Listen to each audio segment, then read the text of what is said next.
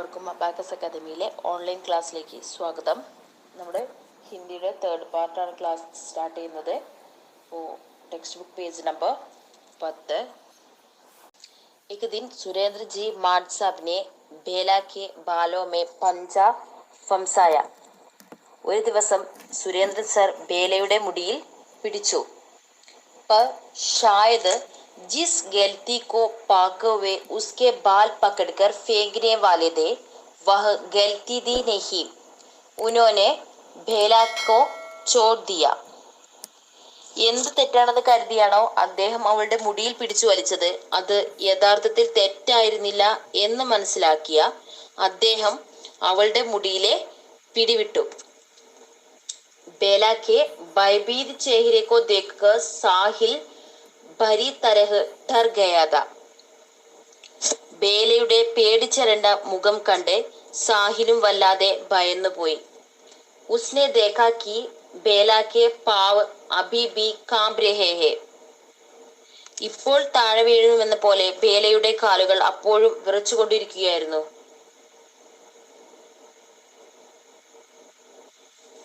जैसे वह घड़े घड़े अभी गिर जाएगी. पर्वतത്തിന്റെ ഒരു ഭാഗം പോകുമെന്ന പോലെ. सुरेंद्र जी माड साहब ने कापी को उसके बैठने की जगह पर फेंकते हुए कहा. അവളുടെ ഇരിപ്പിടത്തിലേക്ക് നോട്ട്ബുക്ക് വലിച്ചെറിഞ്ഞുകൊണ്ട് മാസ്റ്റർ പറഞ്ഞു, बैठ अपनी जगह पर. സീറ്റിൽ പോയി ഇരിക്കി. ബേല കാ മൻ ബഹുത് ഖരാബ് ഹോ ഗയ. ആ സംഭവം ബേലയുടെ മനസ്സിനെ വല്ലാതെ വേദനിപ്പിച്ചു. മാഡ് സാബ് ചാഹെ മുझे പീട്ട് ലേത്തെ മഗർ സാഹിൽ കെ സാമനെ നഹി. മാഷ് വേണമെങ്കിൽ എന്നെ തല്ലിക്കൊള്ളട്ടെ, പക്ഷേ സാഹിലിന്റെ മുമ്പിൽ വെച്ച് വേണ്ടായിരുന്നില്ല. വഹ് സാഹിൽ കെ സാമനെ ഖുദ് കോ ശർമിദ മഹ്സൂസ് കർ രഹി थी क्योंकि वह जानती थी कि वह साहिल की नजर में बहुत अच्छी है. സാഹിലിന്റെ മനസ്സിലെ നല്ല കുട്ടിയാണ് താനെന്നറിയാവുന്ന ബേലയ്ക്ക് അവന്റെ മുമ്പിൽ താൻ സ്വയം ലജ്ജിതയായതായി തോന്നി. जब वह उसके पास आकर बैठी उससे नजर नहीं मिला पाई. സാഹിലിന്റെ അടുത്തായി തന്റെ ഇരിപ്പിടത്തിലായിരുന്ന ബേലയ്ക്ക് അവന്റെ നേർക്ക് നോക്കാൻ കഴിഞ്ഞില്ല. दीपावली की छुट्टियों के बाद जब स्कूल खुला तो बेला के सिर पर सफेद पट्टी बांधी थी. ദീപാവലിയുടെ അവധി കഴിഞ്ഞ് സ്കൂളിലെത്തിയ ബേലയുടെ തലയിൽ വെളുത്ത തുണി കൊണ്ടുള്ള ഒരു കെട്ടുണ്ടായിരുന്നു. कोई उसे होए होए होए सफेद पट्टी कह रहा था तो कोई सुल्ताना ठाकुर तो कोई कुछ और कहकर चिढ़ा रहा था. ചിലർ വെള്ള ബാൻഡേജുകാരി എന്നും മറ്റു ചിലർ കൊള്ളക്കാരി സുൽത്താന എന്നും വേറെ ഒരു കൂട്ടർ മറ്റെന്തൊക്കെയോ പറഞ്ഞും അവളെ കളിയാക്കുന്നുണ്ടായിരുന്നു. ये क्या हो गया बेला? സാഹിൽ ने परेशान होते हुए पूछा. ഇത് എന്ത് പറ്റിയതാ ബേല? പരിഭ്രമത്തോടെ സാഹിൽ ചോദിച്ചു. ഛത് സേ ഗിർ ഗയി ബേല ने हंसते हुए कहा. തട്ടിപ്പുറത്ത് നിന്ന് വീണു, ഒരു ചിരിയോടെ ബേല പറഞ്ഞു. और कहा बहुत दिन हो गए आज गेलगंडी में गांधी चौक में लंगड़ी टांग गेलेंगे.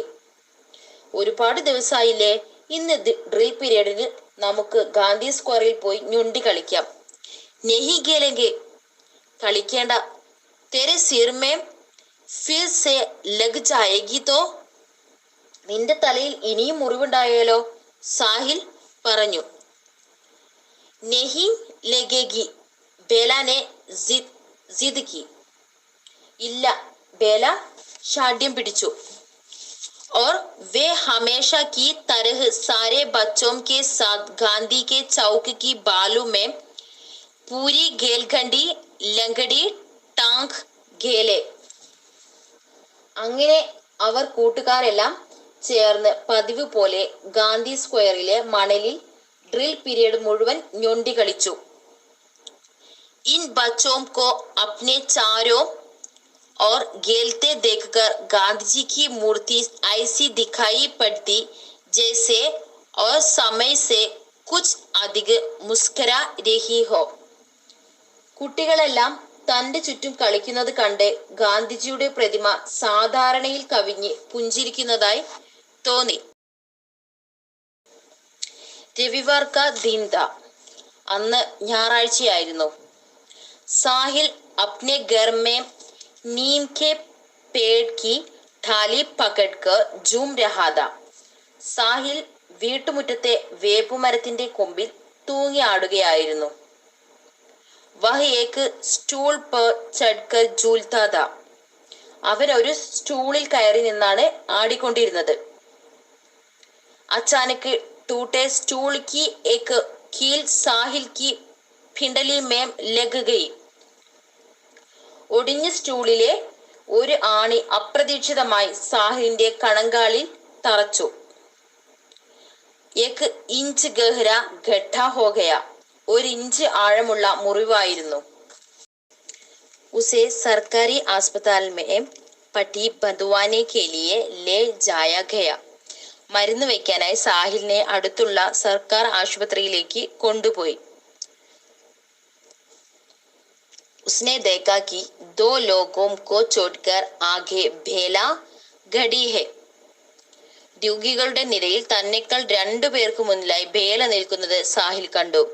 സിർമേ പട്ടി ബദ്വാനെ ആയി ഹെ. തലയിലെ ബാൻഡേജ് മാറ്റിക്കെട്ടാൻ വന്നതാണ്. स्कूल आते जाते हुए और कक्षा में कई दिनों तक 2 ऐसे बच्चे दिखाई देते रहे जिनमें से एक के सिर पर पट्टी बंधी होती और एक की पिंडली में. सफेद पट्टी वाले ये दोनों कहीं पर भी साथ ही दिखाई देते.